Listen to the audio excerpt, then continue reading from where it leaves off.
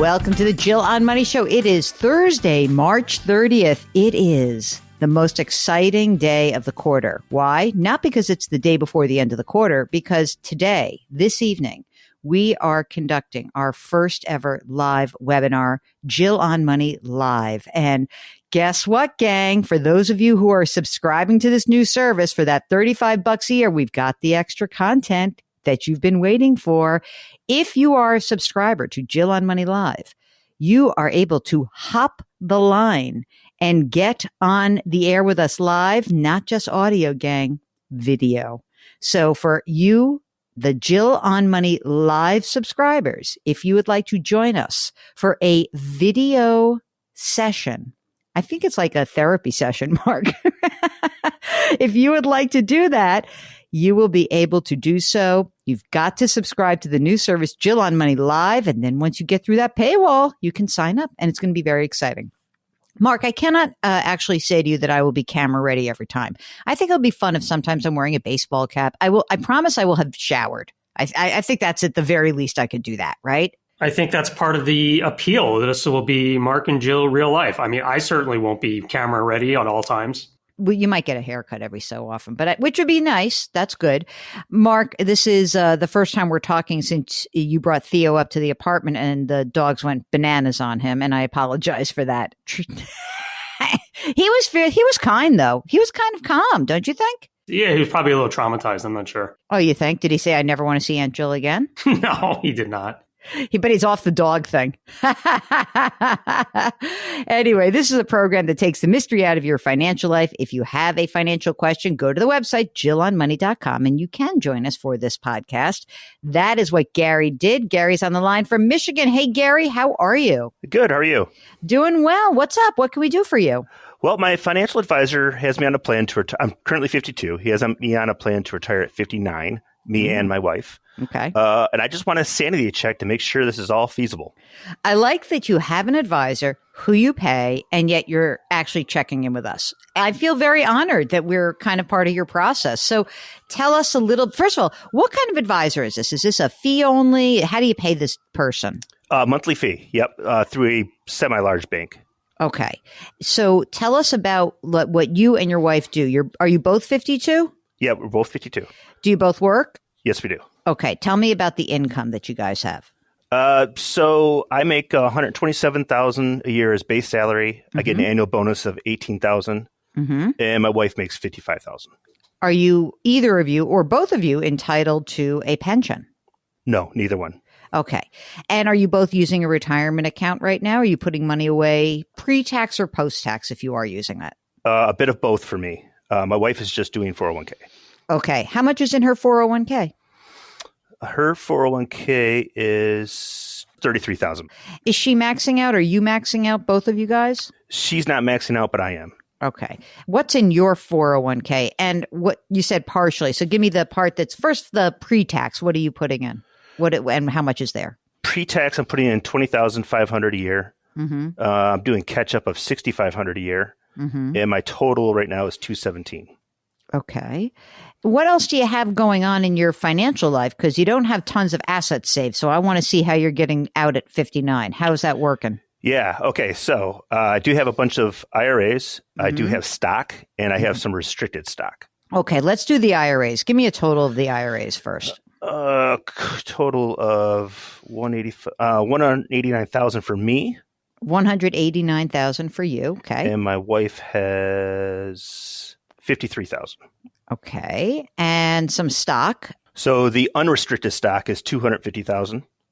Okay. And then I have restricted stock that I can't sell at any time, just basically when they have a liquidity event. Okay. The unrestricted stock right now, is this a publicly traded company or not? Yes, it is. So you could sell it right now if you wanted to. Yes, correct. Tell me about your home. Do you own it? Yes, we have a mortgage on it. Okay. What's the house worth? The house is worth $410,000 a year. Total. A year? I'd like that. I wish. Every year. It's fantastic. How about a mortgage outstanding? Balance is $196. What's the interest rate on the mortgage? 3.1. And do you guys own any other rental properties or anything like that? We just have small property up north that we use for camping. For yourselves? Yeah. You don't rent it? No. Okay. What about other things? How about children? Do we have those? We all have adult children that are moved out of the house. Oh, that's good. How much you guys spend? This is an interesting situation because I got to tell you something. This is no slam dunk that you're laying out for me so far. What was the unrestricted amount or the restricted amount of stock? So the restricted stock, the vested amount so far is $614,000, and the unvested is $124,000. But I mean, which is fine. But again, it's hard to count on it. It is, isn't it? Yeah, totally. How much money do you spend? That's a good question. Thank you. I feel like we spend probably more than what we should, but a rough estimate's between $1,800 and $2,000 a month. That's it? What? And you spend more than you should? That's not including my mortgage. Okay, let's put the mortgage in. So let's say $2,000. How much is the mortgage? $2,300. Okay. What about other stuff? What about vacations? Are you giving me like that 2,000 is like utilities and this? And like, what about going out to dinner? Is that all in there? No, that's not including vacations, but that is, electric, cell phones, going out to dinner. How about so you're telling me with the mortgage, it's $4,300. Can we say, let's say $5,000 a month? That's probably what the real number is. $5,000 a month. What are you going to do if you're retired 59 anyway? That's like very young. What do you got going on here? Like there's some other stuff going on? In other words, when your advisor says, yeah, you can retire at 59, is that advisor presuming you're going to do some part-time work at 59 or what? I could. Currently, I kind of like my job, but in a few years, I could see that changing. There's times where I just don't feel like going to work. Oh, poor you. Aunt Jill is feeling the heart for you. Oh, okay, wait a minute. I think there's a problem. I don't know about this. I presume that the way the advisor is looking at it is the advisor is saying you have $750,000 of this restricted stock, right? Vested, unvested, right? And I presume that what this person is doing is saying, okay, between the restricted and the unrestricted, there's $1 million, right? And then is probably also saying, adding up what money you have that's been saved. So let's see, maybe another 500. Do you have some money in the bank? Just like 11,000. I'm guessing the way this person may be looking at it is you got $1.5 million. But even then, I mean, you don't spend that much money. I don't think it's 59, dude. I'm sorry. I mean, I want to make your dream come true, but I think it's a big bet to take that $750,000 in stock and assume you can cash that out. First of all, you have to pay tax on it. That's number one. Number two, you have to pay tax on the money that's not been taxed yet in the IRAs. And if we're looking at $5,000 a month, I don't know, like it's a long time till you can claim Social Security. So I feel like I'm missing something. Mark, am I? And then you got to pay for healthcare too, I'm assuming, until he's 65. So that $5,000 might go up, right? Yeah, his thinking there was he's estimating $1,000 a month for healthcare. Is it 65 or 62? 65. So you have $6,000 a month of income that we have to get to from 59 to 65. Okay. So we need to, where are we pulling that money from? Like that is not chump change. That's real. Your full retirement age, what's your Social Security benefit at 67 for both of you? $4,400. For both or Yes. each? Okay. Here's the issue as I see it. I think that if you can, there's a few ways to look at this. You may be able to actually retire early, presuming everything goes great with this company. But I don't know that. And I wouldn't certainly count on it. And I think that it's a false premise for you to count on it also. Not that it can't happen. I just feel like uncomfortable making that assumption, not really knowing, right? A lot can happen in the next 7 years. So what I see is this. Chances are you're going to have to work more like until 62, unless there's, some way you can kind of go part-time 62 to 65 or 59 to 60. We need you to get health insurance. We need you to keep covering your expenses. And then once your Social Security can kick in, you can float a couple of years before Social Security. I'm not certain. And I don't feel good about floating 8 years before Social Security. 8 years at $72,000. That's a lot. But again, I feel like I could totally be proven wrong, happily, by the way, if all of a sudden, like there's a liquidity event and you call me in 2 years and you say, guess what, Aunt Jill? Guess what? That money, that $750,000 in restricted and unrestricted, it's $1.5 million. And then I think we're talking. But I think until the liquidity event, it's very difficult to plan on that. Mark, do you agree? I agree. I'm not ruling it out completely. I think it's possible. The good news is they still have several working years where they're going to be saving a lot of money. So that's good. They're going to keep accumulating. It's going to keep growing. But the stock is the real wild card. Exactly. We don't know how it's going to play out. And I don't want you to pin all of your hopes on that, because I also don't want you to be crushed if it doesn't happen that way. I'd rather you have oh, what a pleasant surprise. This thing happened and there's a windfall versus, oh my God, I'm 61. I'm killing myself. I can't believe this didn't happen. If you guys can kind of wrap your heads around that, then I'm game. I'm okay, cool. Yeah, I hope that happens also.